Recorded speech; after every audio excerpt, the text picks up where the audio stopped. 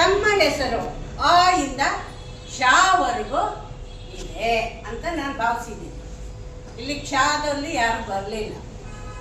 ಆದ ಪ್ರಯುಕ್ತ ಈ ನಿಮ್ಮ ನಿಮ್ಮ ಹೆಸರುಗಳಿಗೆ ತಕ್ಕಂತ ದೇವತೆಗಳಿದ್ದಾರೆ. ತಮ್ಮ ತಮ್ಮ ಹೆಸರುಗಳಿಗೆ ತಕ್ಕಂತ ದೇವತೆಗಳಿದ್ದಾರೆ. ಬಸವಣ್ಣನವರು ಹೇಳಿದ್ರು, ಕಾಯಕವೇ ಕೈಲಾಸ, ದೇಹವೇ ದೇಗುಲ, ದೇಹದೊಳಗಿನ ಭಾಗವೇ ದೇವರೆಂದು. ಒಪ್ಪತ್ತೀರ?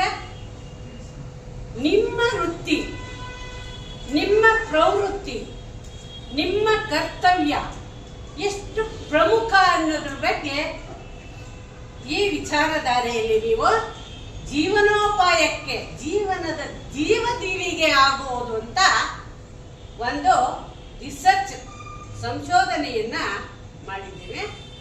ಆ ಸಂಶೋಧನೆ ಇಸ್ರೋದಲ್ಲಿ ದಾಖಲಾಗಿದೆ. ಇದನ್ನ ನಿಮ್ಮ ಮುಂದೆ ಹೇಳೋದಕ್ಕೆ ಹೆಮ್ಮೆ ಆಗುತ್ತೆ. ಈ ಮಹಾಮಂಟಪದಲ್ಲಿ ನೀವು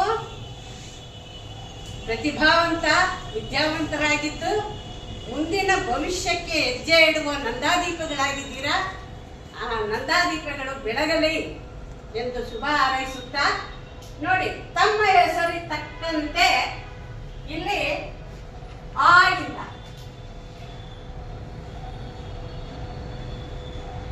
ಶಾವರೆಗೂ ದೇವತೆಗಳಿದ್ದಾರೆ. ನೀವು ನೋಡ್ಕೋಬಹುದು.